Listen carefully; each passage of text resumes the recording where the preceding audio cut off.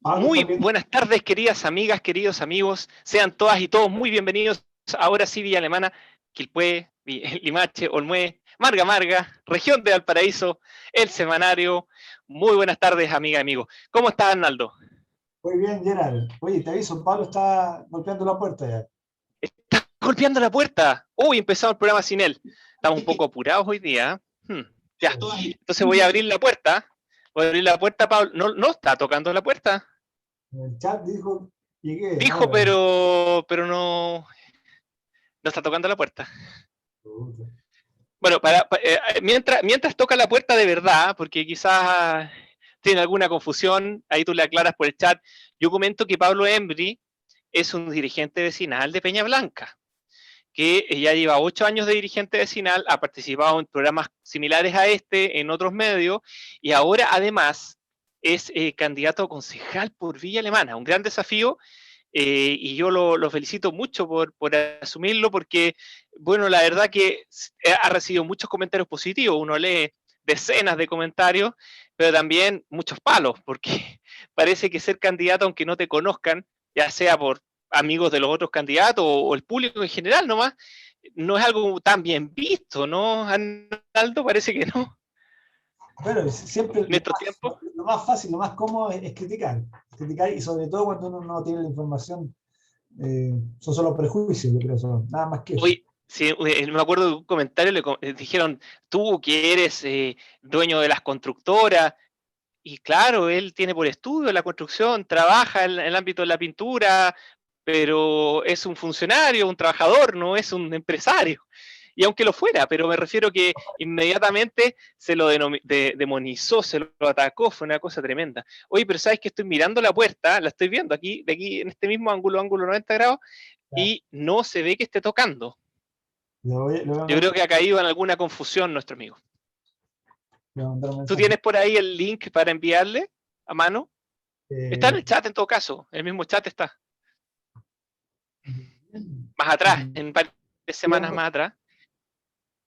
lo Bueno, le encontré. contamos a nuestras amigas y amigos que Arnaldo también está en un desafío similar, en otra comuna, la comuna de al lado, que es Quilpué. Y él, como ustedes saben, es un ingeniero ambiental, un avesado ingeniero ambiental con 2 magíster, y siento que alguien más me escribió, con 2 magíster, y por eso mismo, por esa preocupación, es que ha tomado algunas decisiones con respecto a cómo enfilar su campaña, ¿no es cierto, Arnaldo? Bueno, obviamente para mí es un privilegio poder optar al cargo concejal de mi ciudad, donde yo prácticamente crecí desde los 4 años, y todo un desafío. Y una de las cosas que yo me planteé al iniciar una campaña como concejal es no tener ni un solo volante, nada, cero residuos, cero Yo te residuos. encuentro un gran valiente, o sea, realmente es un desafío enorme porque uno necesita el contacto con las personas, necesita conversar y a veces no hay tanto tiempo. Estamos hablando que se necesita conversar con decenas de miles o por lo menos miles de personas y una excusa, una buena excusa, un enganche, bueno, cuáles son sus ideas, dónde lo puedo ubicar, y uno pasa un papelito con 2 o 3 cosas. Y tomaste el desafío de no hacer eso y lo encuentro muy valiente. Es que ese papelito que uno entrega, ese flyer, tiene por lo menos detrás de él al menos unos 5 o 7 litros de agua en su proceso, Claro. sin pensar en todos los químicos que se utilizan en el color, en la coloración del panfleto, del flyer, y luego para que termine en la basura, en el mejor de los casos, si no en cualquier lugar en la Tierra contaminando más directamente. Comercialización, distribución, publicidad, hay una huella de carbono incluso más extendida que la sola producción. O sea, si es Tenemos, verdad. tenemos la huella hídrica fuerte y luego detrás la huella de carbono, detrás de un producto que tiene una vida útil tan breve, que puede ser segundos. La gente te recibe un panfleto, camina 3 pasos y lo tira, y lo tira. Sí, es verdad. Yo diría que una de cada 3 personas lo guarda para verlo en la casa y tener una idea y después botarlo en la casa, pero, No, yo pero prefiero las ser, otras dos lo botan en la esquina que viene. yo prefiero ser consecuente con los planteamientos que yo defiendo y arriesgar eso y punto, y así estoy más tranquilo. Eso es muy cierto. Además que se puede hacer con una menor huella de carbono, se puede hacer publicidad justamente a través de este medio. Aunque quiero decir que este medio es completamente completa. Este programa en específico es completamente gratuito y lo hemos realizado desde mucho antes de... ¿Desde cuándo estamos? ¿Desde septiembre más o menos, no? Por ahí. Más o menos, sí, Ya sí, llevamos sí. hartos meses. Por lo menos el compromiso tenemos pensado por lo menos seguir durante este primer semestre. Después vamos a ver qué pasa en la vida. Pero vamos a seguir con esto fuera de campaña también. Si esto no es un programa de campaña. Eso es lo primero que quiero hablar.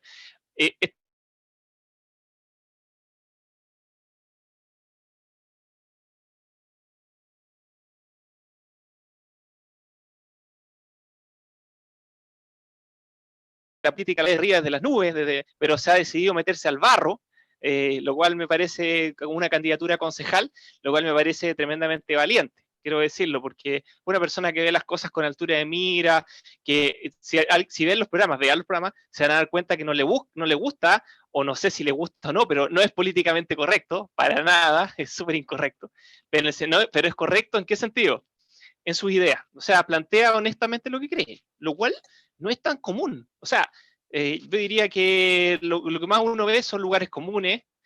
Justamente vean los diarios que vamos a comentar hoy día, en un rato más, tanto El Observador. ¡Ah, ahí está tocando la puerta! Muy bien, Pablo, muy bien. Ahí lo estoy admitiendo. Tanto El Bueno, Observador como El Futuro están llenos de infomerciales. Hola, don Pablo Embry, ¿cómo está usted? no se te escucha nada. Desmuteate, quítate. Ya, Eso, muy bien. ¿cómo estamos? Tanto tiempo. Uy, sí, te echábamos de menos. Estábamos comentando qué íbamos a hacer para llenar ese vacío. ¿En serio? Bueno, Lo que sí teníamos claro que siempre junto a Pablo, siempre junto a Pablo, ahí apoyando. claro, bueno, hay hartos candidatos, ¿no? Pero si este programa no está hecho por los candidatos, pues es lo primero que estábamos comentando ahora, Bien. que nosotros llevamos acá en el programa desde septiembre más o menos. Y hemos Bien. hablado, y ha estado aquí un montón de gente. Incluso hemos tenido invitados internacionales, no sé si te acuerdas, Pablo. Sí, claro. Tuvimos un activista cubano en su momento, a Héctor Laclave, conocido también como Laclave, quien está haciendo una lucha desde el exterior, específicamente en este momento República Dominicana, en contra de la dictadura cubana. Y hemos tenido otra gente más, y este programa ha sido bastante abierto. Bueno, entrando en materia, queríamos comentar varias cosas a propósito de la prensa. Mira, fíjate que quería partir con una noticia que está en la portada del semanario Futuro. Niño se disparó en el cuello con un rifle a postón. Voy a mirar en las páginas interiores para el desarrollo de esta noticia. Denme un segundito.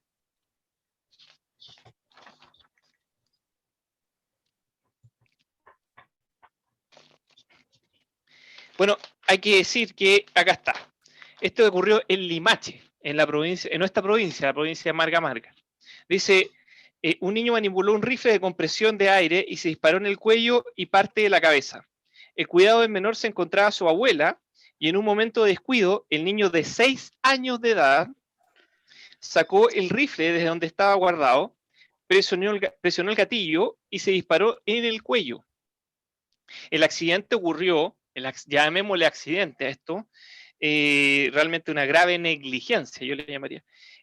El accidente ocurrió el día miércoles 10 de febrero a las 15 horas, cuando la abuela de los menores, una mujer de 52 años de edad, domiciliada en Limache, tenía a su cuidado 2 nietos de 6 y 3 años de edad. En los momentos que ella efectuaba labores de la casa, su nieto de 6 años se dirigió a la habitación tomando un rifle, o sea, estaba en una habitación, se fue a la otra, tomó el rifle y se disparó. Su nieto de 6 años se dirigió a la habitación tomando un rifle a compresión de aire, el que se encontraba en altura y oculto, arma que en su interior tenía un postón, comenzando a manipularlo y en un momento presionó el gatillo, disparándose la munición de 4,5 milímetros, proyectil que se alojó en el cuello y parte de la cabeza del menor. Familiares de inmediato lo llevaron al servicio de urgencia local, donde fue atendido con un médico, quien diagnosticó herida cortante circular de hemorragia activa en la región occipital, palpando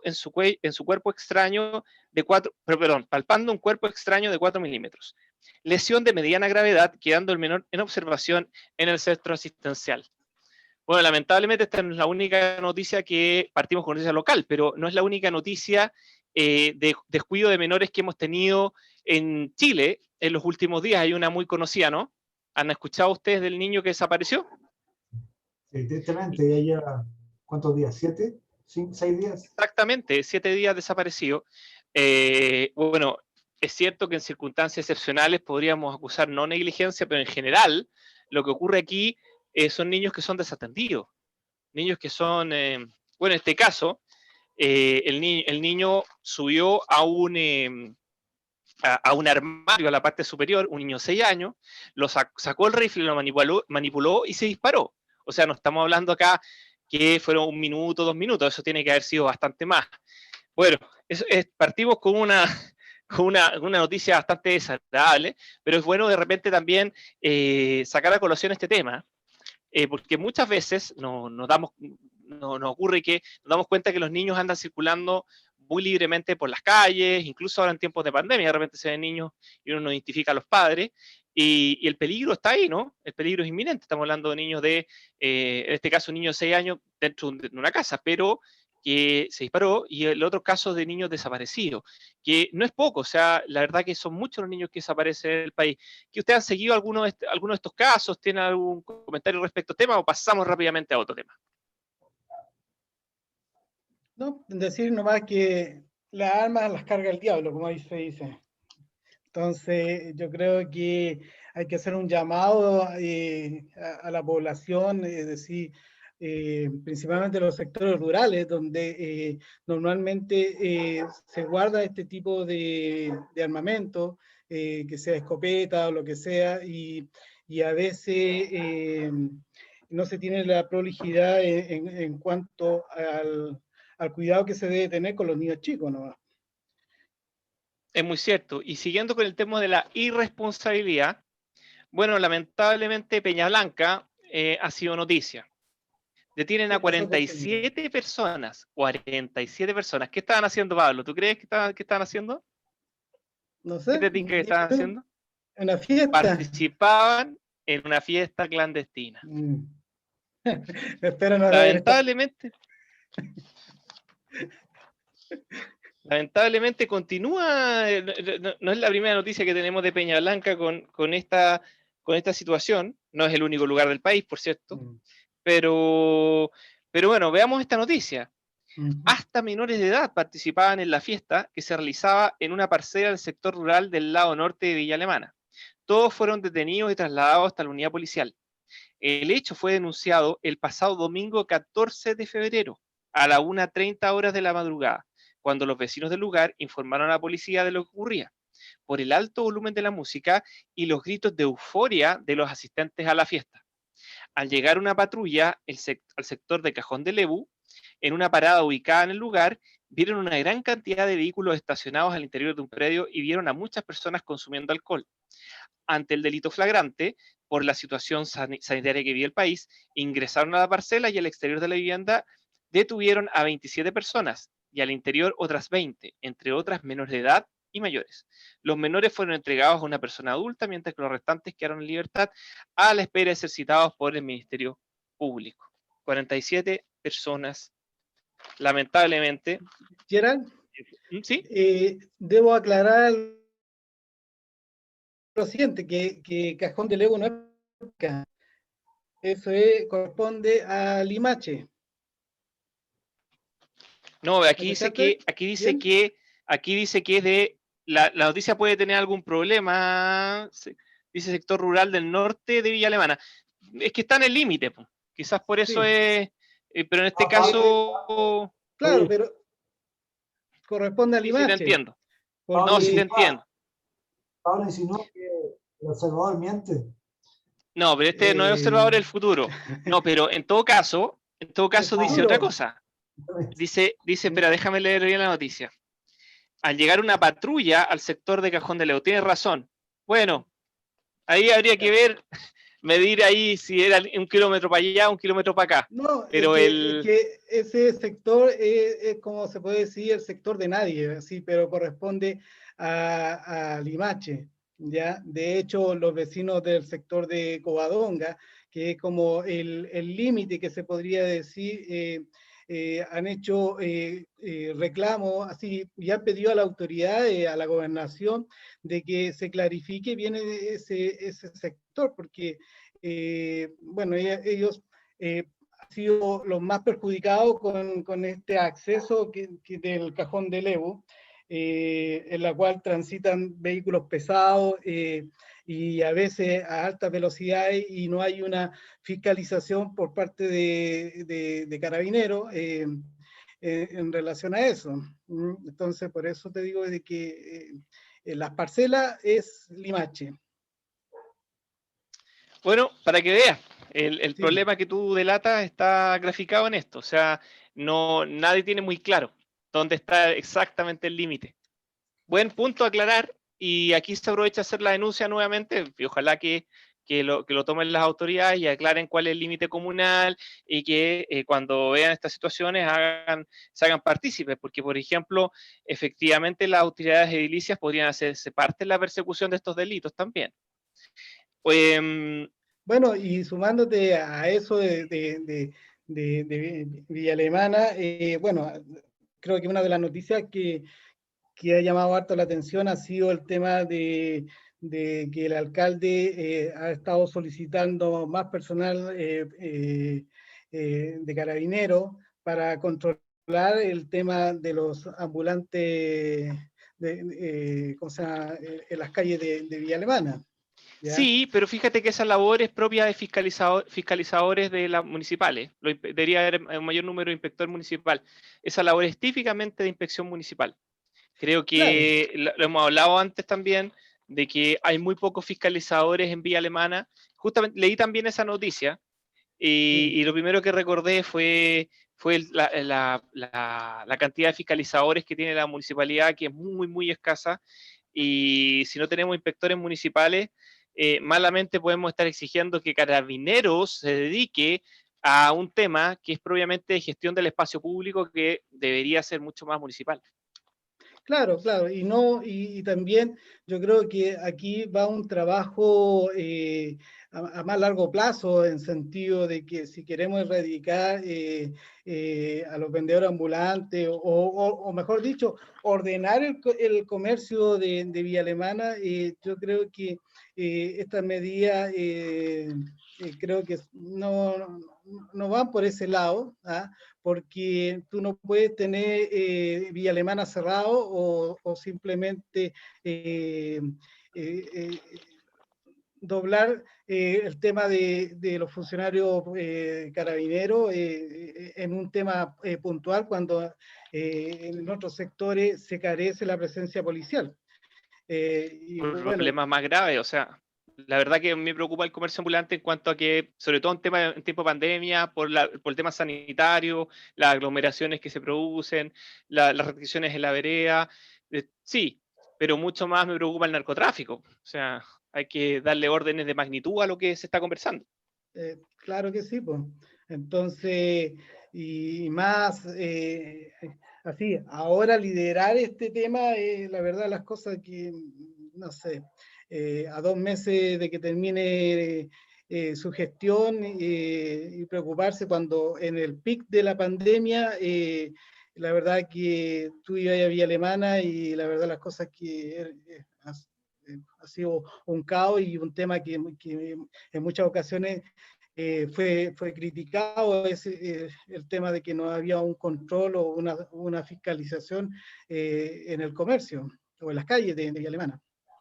No, y además estuvimos en fase 3, eso es una responsabilidad obviamente del alcalde, pero estuvimos en fase 3 durante mucho, mucho tiempo, y como ahora, pero también estuvimos ahora en fase 2 poco, y la verdad que la cantidad de contagio era igual o mayor que la que tuvimos cuando estuvimos en fase 2. Entonces, hubo problemas por todos lados en la gestión de la crisis sanitaria en Villa Alemana y en Quilpué, que fueron ciudades que no se quisieron someter a ningún tipo de restricción durante mucho tiempo, casi por razones prácticas, para no dificultar los desplazamientos hacia Valparaíso, Viña, que ya tenían una fuerte carga en la fiscalización porque estuvieron en fase 1 durante ni siquiera semanas, sino que meses, ¿no es cierto? Bueno, digamos, alguna buena noticia, ¿no es cierto? La verdad que también hay que dar buena noticia. En Quilpué, el colegio Coeduc quedó entre los top 10 de la región en puntaje de la PTU. ¿Usted sabe lo que es la PTU? La prueba de transición. Exactamente, la prueba de transición universitaria. Y también, bueno, debo decir, decía, quedó en 9º lugar gracias al método EPERRI, implementado hace 20 años. Es un poco larga la noticia, pero veamos algunas cosas. Veamos algo sobre este método, que yo la verdad no lo había escuchado. Método EPERRI. Y eso que me gusta harto el tema de educación, he visto harto temas, pero este no conocía. Conozco el Oye, Montessori, el Waldorf, pero no conocía el sistema, el método EPERRI. Veamos qué es lo que es. y ¿Sí? era consulta, pero el COEDU, ese método lo tiene por más de 10 20 años, años. parece. 20 años. 20 años, Y, como dice el diario. y, y una Veamos qué consulta, consiste. ¿Sí? y una consulta, perdón, así, Sí. bueno, y en estos 20 años, ¿cuál ha sido el ranking que ha tenido?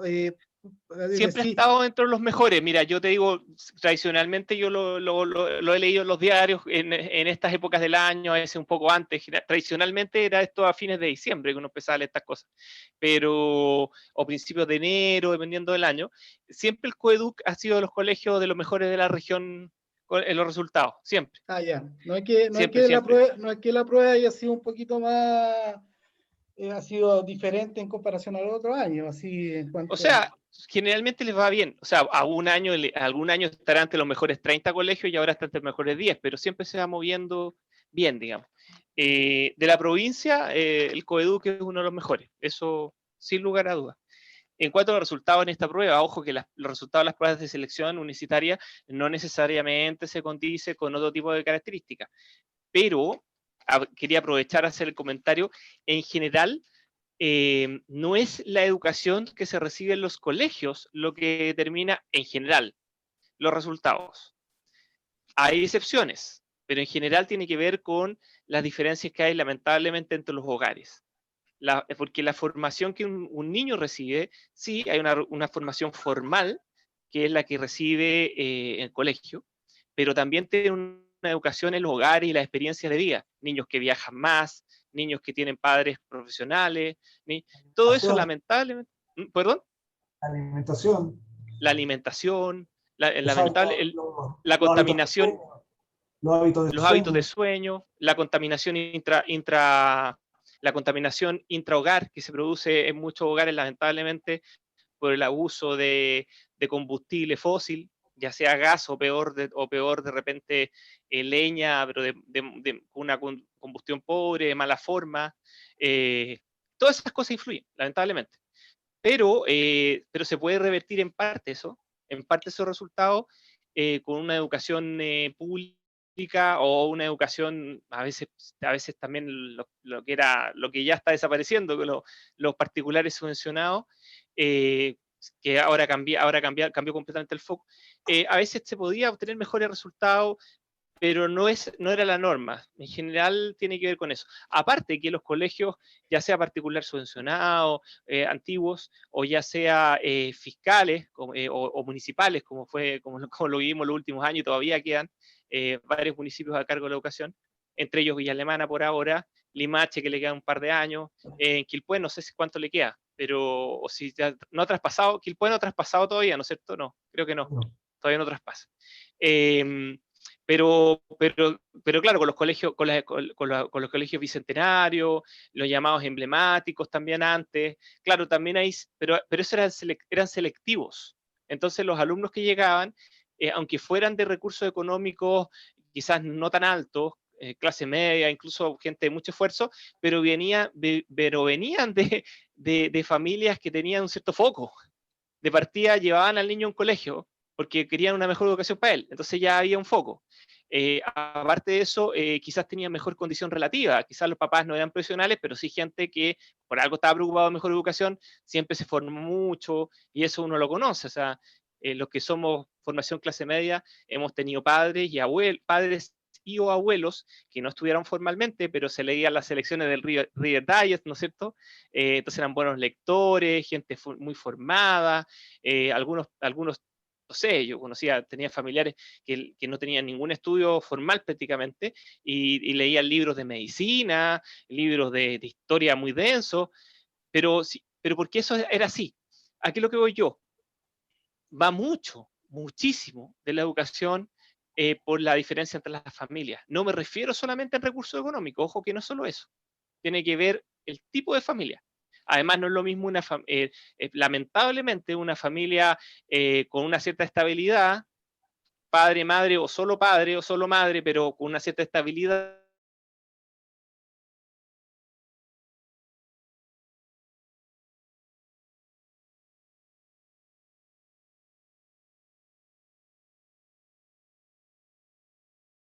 Lo que sea, el que esté detrás, esté preocupado de los estudios del hijo o la hija, o aquel que lamentablemente un niño que simplemente se preocupan de que vaya a cumplir un horario en un lugar, y ahora incluso lo hemos visto con la pandemia, sencillamente no estudiaron porque los padres o madres no estaban preocupados de que hicieran las guías, vieran los videos, ni nada de eso, ¿no?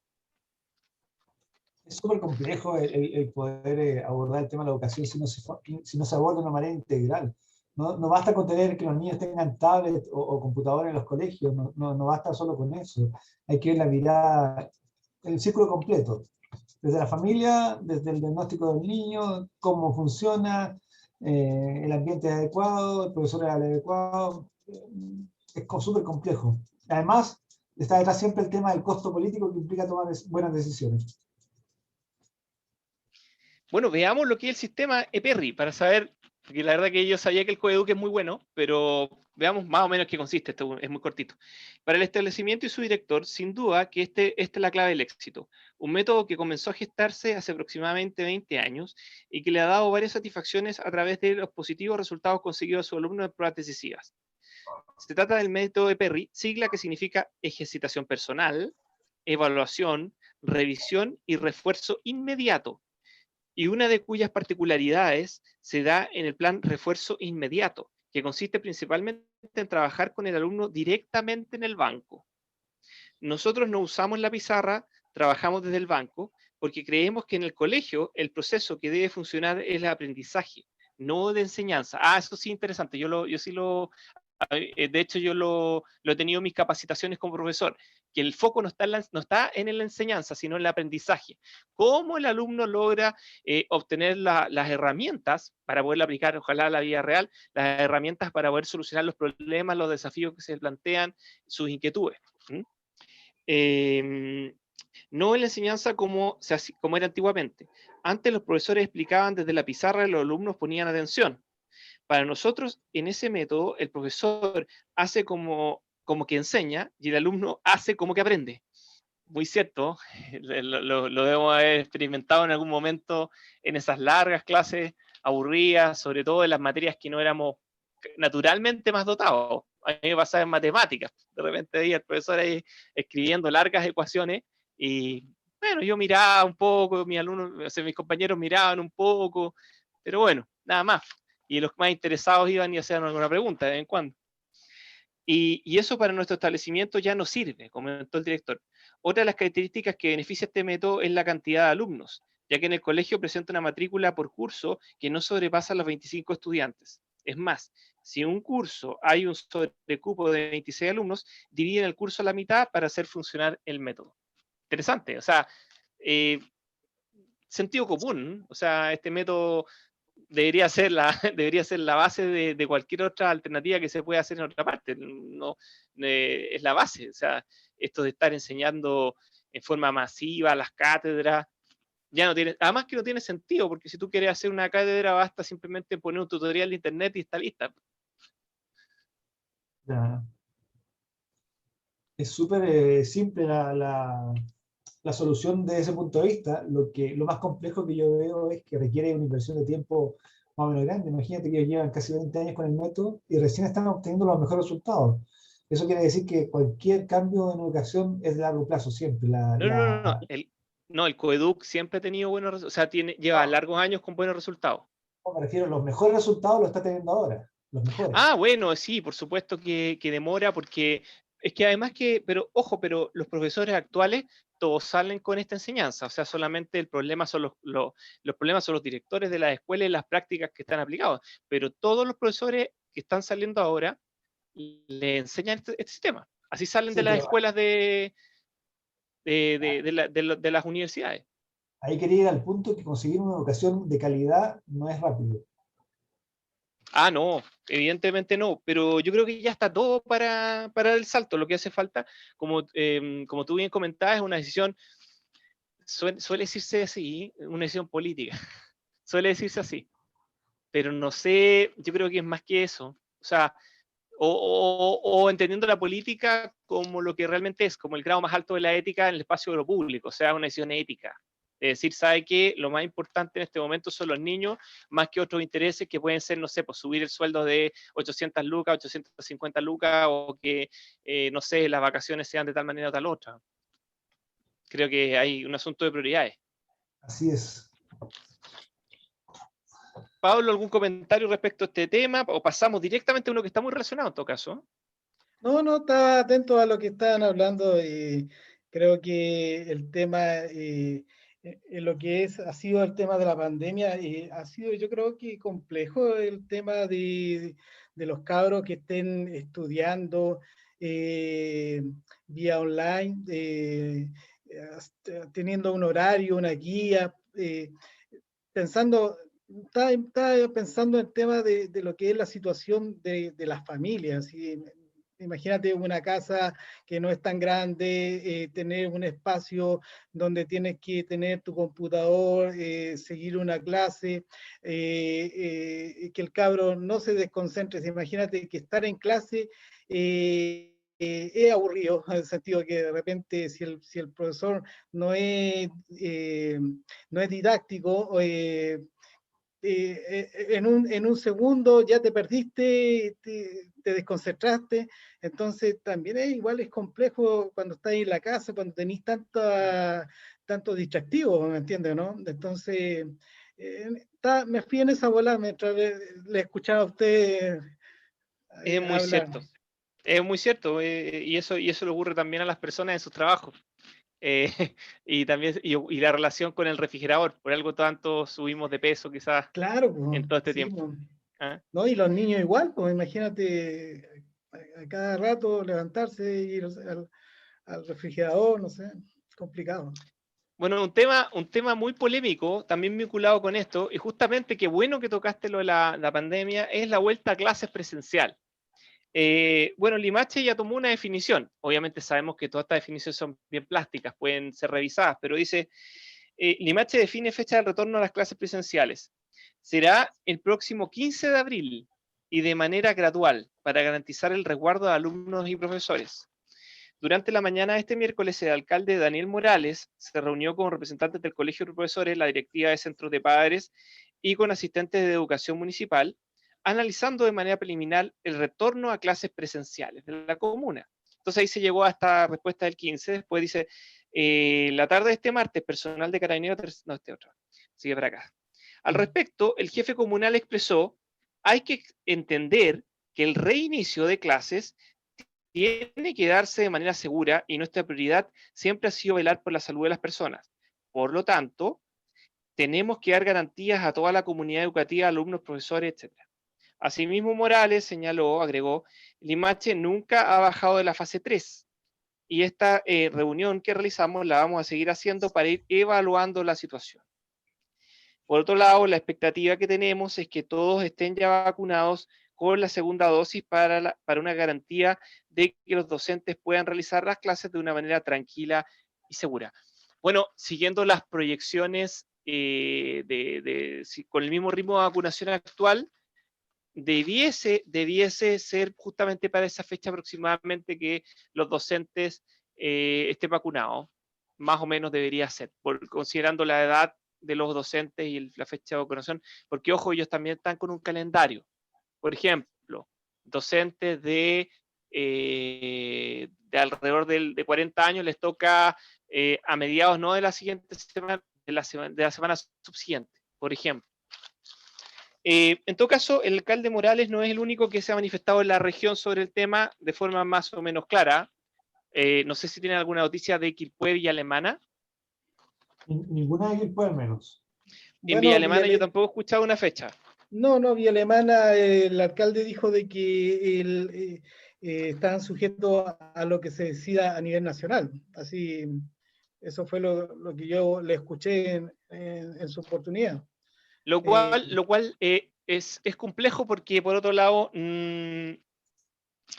la decisión en estricto rigor es un instructivo, no es una decisión definitiva y siempre atiende a condiciones que son muy específicas de lo local. Pero veamos algunas otras alcaldesas de la región, el caso de Nogales e Hijuelas.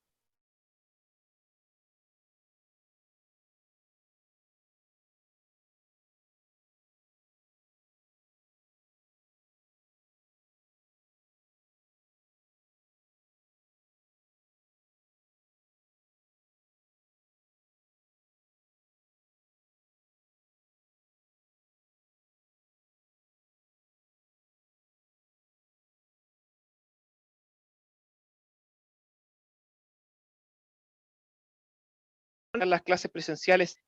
Por su parte, la alcaldesa Verónica Rosat señaló que es parte de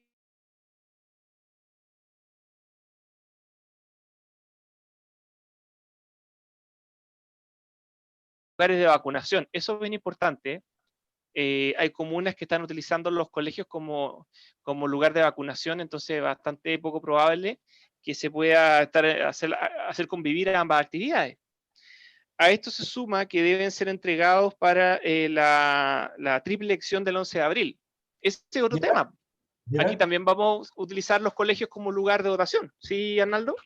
Pero son pocos colegios los que se están utilizando como lugar de vacunación, son como 300 a nivel nacional. Claro, en el caso de Hijuela es buena parte, estamos hablando, Hijuela es pequeñito y tiene dos escuelas, por ejemplo, como lugar de vacunación. Pero lo que sí también es interesante, el tema de las votaciones. Pero el tema de las votaciones es un fin de semana. Pero los colegios se liberan antes. Sí, pero estamos hablando de un día antes, un día después, o sea,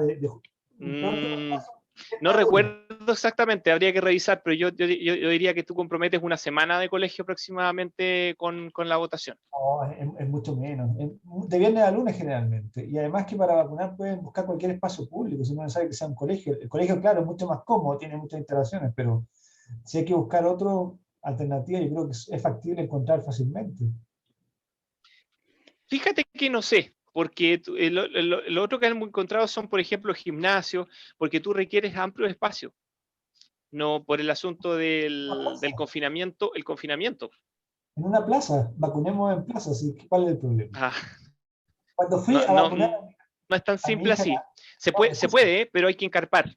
Hay que encarpar porque recuerda que después de la vacunación hay que estar esperando 20 minutos. Claro. Cuando fui a vacunar a mi hija contra la sarampión, que se hizo hace como 6 meses, creo, la campaña de la vacunación, fui a un consultorio en Los Pinos y en el estacionamiento del consultorio tenían una carpita. Punto. Sí, tiene que haber un carpa. Porque además tienen que esperar las personas 20 minutos luego de la vacunación, porque no todas hay vacunas que tú te vacunas y listo, pero aquí hay que esperar 20 minutos luego de la vacunación. Bueno, estos son los temas pero que... Gerard, ¿Sí? Pero Gerard, tú que eres papá, yo en el caso mío, mi hijo es tan grande, entonces, ¿cuál es tu percepción? Porque, es decir, yo he escuchado, he leído a vecinos a través del Facebook que tienen una posición bastante diferente a lo que la autoridad pretende, en el sentido de que velan más por la salud de sus hijos. También he leído en algunas partes en de que los establecimientos municipales carecen de muchas cosas y entonces dentro de esas cosas tendrán ¿cómo se llama? El alcohol gel necesario como para cuidar a los niños, no sé. La ventilación se requiere tener permanentemente la ventana abierta, tiene que haber ventilación en la sala. Y al mismo tiempo está el tema de la calefacción, porque estamos pensando en los meses de mayo, junio, julio, estamos a puertas o derechamente en invierno, y el tema de la calefacción es muy importante.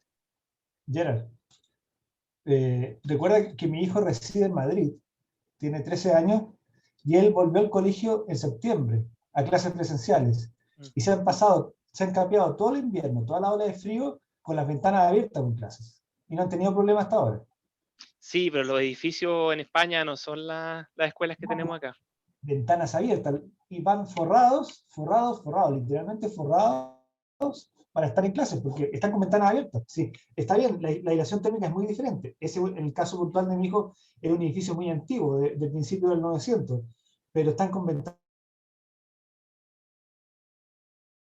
O sea, así se clases, clases con comedores. Mm. Y más, eso. Oye, pero Arnaldo, y allá en España, ¿ha escuchado que ha habido hasta el colegio o ha estado todo El bien? caso puntual de España, los aumentos de otros no ha sido por los colegios. Ya no ha sido un tema de colegio. De hecho, cuando hay algún brote en familias de un niño que va a un colegio, ese niño pasa un periodo de tiempo en casa preventivo para evitar contagiar al resto de alumnado o profesores. Pero el caso de España, como te decía puntualmente, yo creo que pasa por un tema cultural. La cultura de los bares en España, yo creo que les pasó la cuenta. Esa extrema sociabilización que tienen en lugares muy reducidos, donde es muy fácil, te estoy hablando que es muy común tener bares allá de 15, 20 metros cuadrados de superficie, ¿ya? Donde tú entras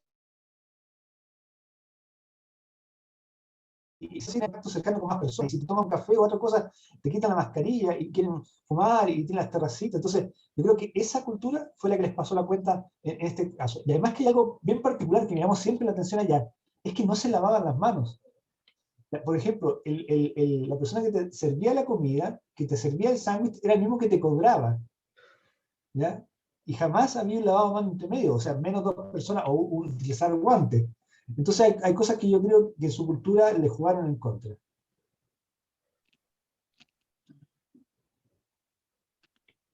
Bueno, es un tema bien complejo que probablemente no, de hecho, no, está difícil encontrar puntos de consenso. Para mí lo esencial es que, mira, yo lo veo siempre, lamentablemente, uno un poco marcado por su historia y bueno, por mi historia reciente yo pienso siempre en el transporte público. Y yo veo que el que ingresen esa cantidad tan grande de alumnos y que van, y más encima no van a ir todos solos, sino que van a ir con sus padres, etcétera. Y además, lo otro es que si entran con horarios diferenciados, ¿qué va a pasar con los padres? Porque los padres no pueden salir de sus trabajos para llevar al niño a las 11 de la mañana al colegio para después ir a buscarlo a las 3, no sé, por decirte algo. Porque van a haber horarios diferenciados, etcétera, porque no se está pensando en una jornada como la tradicional. Veo una serie de complicaciones prácticas yo. La verdad que no lo veo simple, lo veo complejo, no veo, mira, esto nadie puede tener la razón en esto, porque no hay una sola receta. Y lo que sí está claro es que no es un tema simple, que obviamente sí se aumenta gente en el transporte público, que es uno de los lugares de mayor contagio, no es el de mayor, como tú dices, los bares, ese tipo de lugares, por supuesto que la gente está mucho más expuesta, pero el transporte público también lo está. Pero, Y además de el transporte, está el tema práctico de cómo lo haces tú si tú no vas a llevar a los niños por las jornadas completas tradicionales, ¿y quién los va a llevar? Y porque no lo puede hacer ni el padre ni la madre que van a estar en sus trabajos, ya sea en sus trabajos dentro físicamente en el local o en sus trabajos disponibles en sus hogares con el teletrabajo. Yo veo muchas complicaciones prácticas para llevar a cabo esta labor y por tanto yo creo que se podría hacer algo que es muy razonable, que es un modelo híbrido y voluntario. ¿Qué significa híbrido? Que en alguna ocasión es presencial y en otras ocasiones es a distancia la educación. Y por otro lado, además de ser voluntario, en cuanto si hay padres que no pueden llevar a los niños no estén obligados bajo ningún concepto a hacerlo. Yo creo que esa es la clave, y la otra palabra es flexibilidad. O sea, algo que es muy interesante es que no le exigen, por ejemplo, no le van a exigir el uniforme, eso está muy bien. Creo que ese tipo de medidas, aquí la palabra clave es flexibilidad.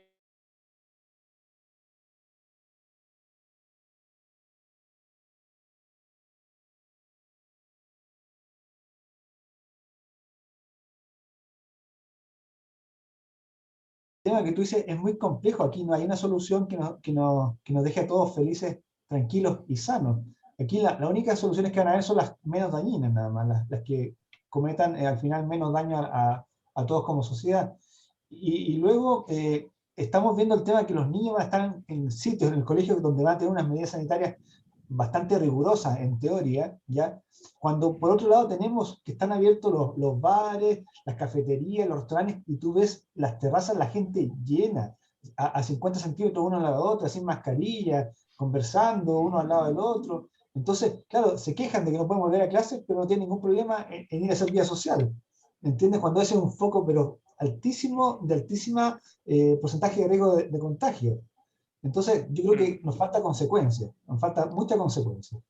Yo creo Sí, que eso es cierto. así, claro, lo que tú dices es cierto, Arnoldo, pero también no todos los padres van a los bares, a los cafés, hay algunos que No, son padres más preocupados que otros, y eso les preocupa el tema de que han hecho todo un cuidado en sus hogares para que su familia no contraiga este virus y el riesgo de contraerlo afuera, porque cabe recordar que esta vacuna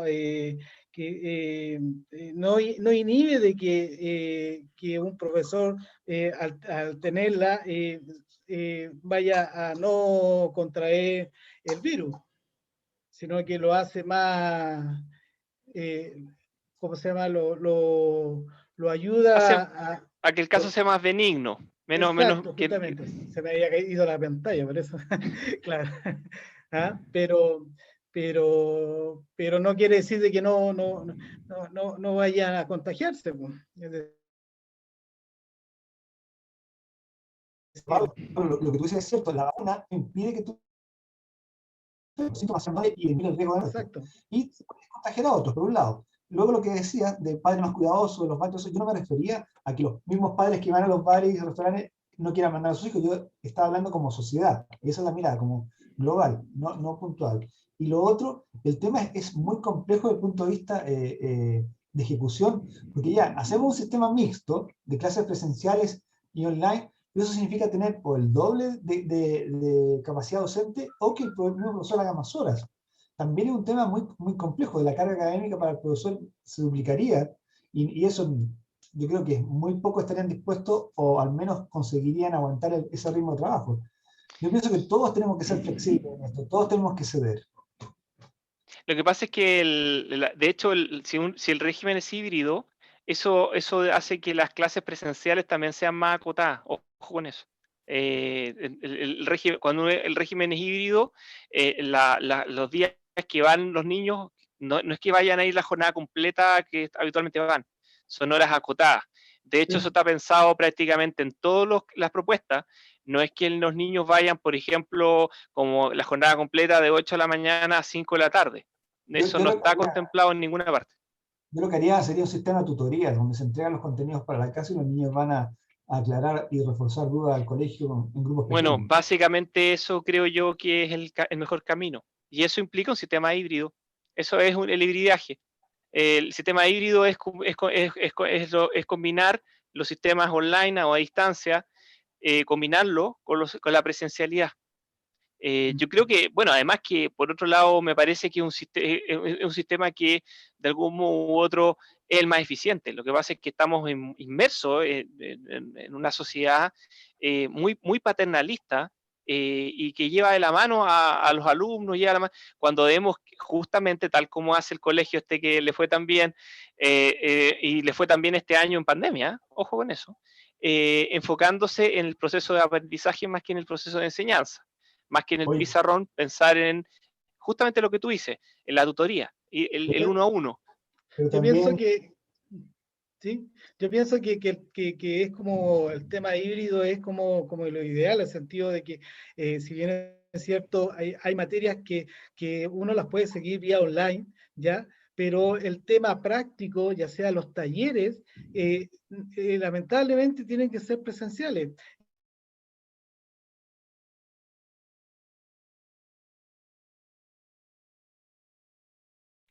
Eh, y eso significaría también de que no se produciría esto atoche en los metros, que, Exactamente.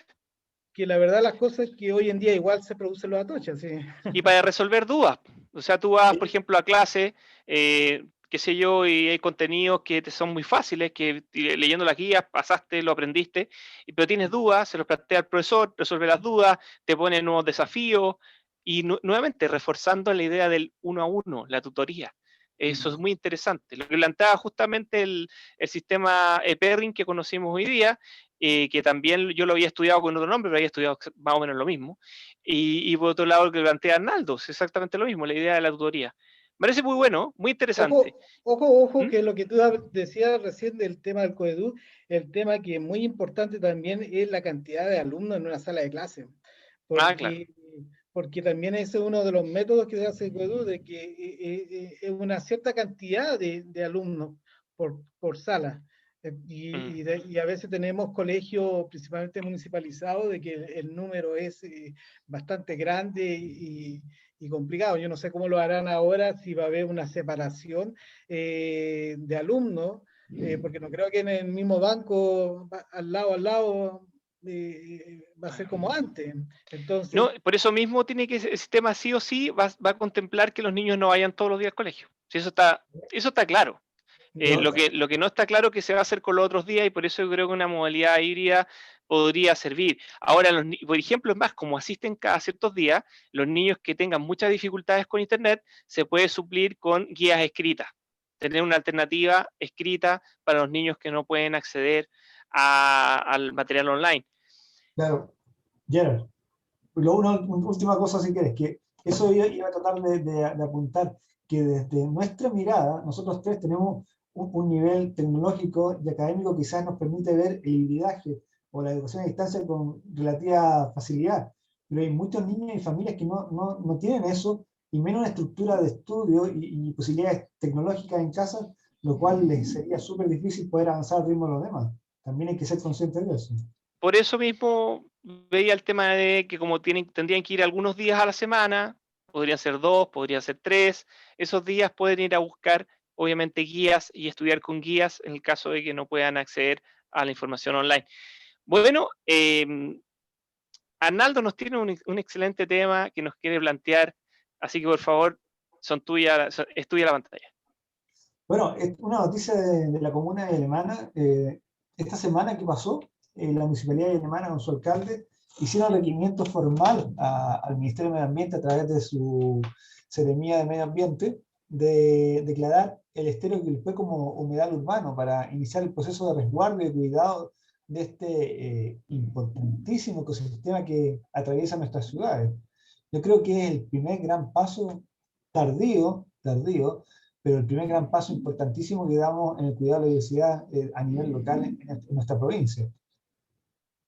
Recuerden que todo, mi planteamiento siempre es que toda gestión ambiental pasa por el concepto del cuidado de la biodiversidad, de la cantidad de especies, de la riqueza genética que tenemos. Y obviamente un lecho de un estero o de un río es de una riqueza enorme en este sentido.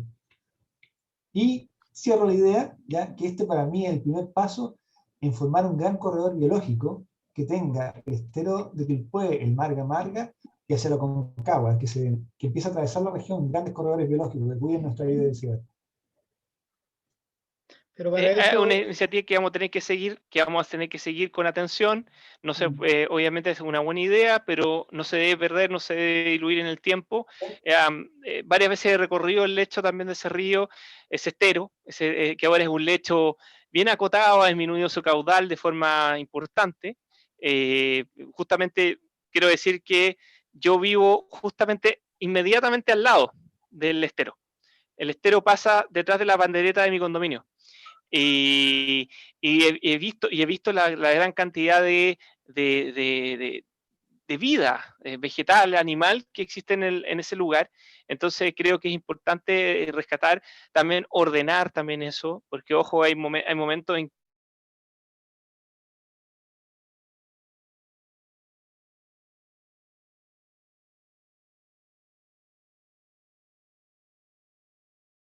cuesta frente a lo que se debe hacer, pero por lo mismo, porque no se hace nada, viene la idea de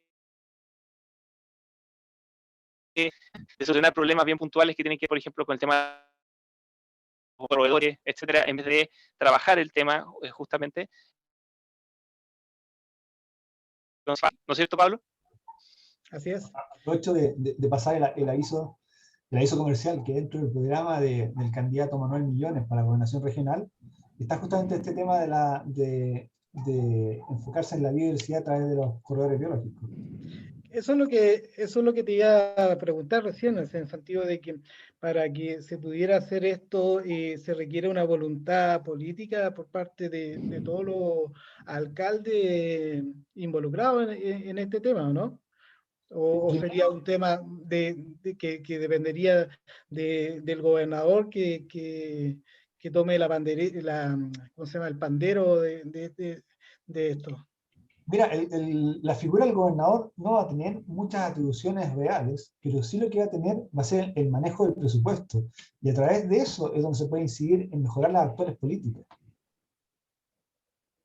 Claro, pero para pensar en tener una sola política así en relación a lo que tú estás hablando, se requiere la voluntad de todos los alcaldes, ¿o no?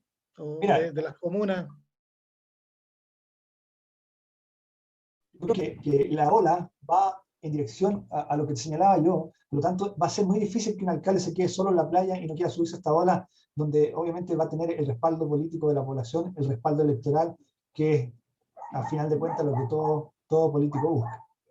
Es decir, esto llegó para quedarse. Llegó, espero, para quedarse, pero también espero que se instale de una forma técnicamente correcta y no se aproveche de lo que yo denomino la demagogia ambiental. ¿Ya? Que seamos cuidadosos de lo que hacemos y siempre pensando en el largo plazo, en los que aún no han nacido. Bueno, ha sido una exitosa conversación, muy fructífera, donde hemos las ideas, las miradas que tenemos respecto a la comuna, con respecto a nuestra región y por supuesto esta mirada ambiental que está permanentemente en nuestro programa y por supuesto encabezada en ese sentido por Arnaldo, que es el experto en la materia. Te agradezco también a ti, Pablo, que hayas venido al programa. Esperamos que te siga yendo también en tus intervenciones sociales, en tu campaña y que luego podamos verlo a los dos sentados en los consejos municipales de nuestras ciudades amigas, Villa Alemana y Quilpué, que bueno, con esta mirada de un gobernador regional también se van a ver quizás más fuertemente como parte de una gran ciudad. Finalmente, estas divisiones territoriales son un poquito artificiales a veces. Lo mismo que hablábamos de Limache, ¿es Limache o es Villa Alemana? La verdad que lo que importa es el bienestar de la comunidad y obviamente la protección del medio ambiente. Un gran abrazo, que tengan una excelente semana y nos vemos en la próxima edición de, ahora sí, ¿cómo se llama esto? Marga Marga, Villa Alemana, Quilpué, bueno, lo que sea, el semanario. Eso. Próximo domingo, 20 horas. Chao, que estén bien. Cuídense. Chao, chao, chao, Arnaldo. Chao, Gerard.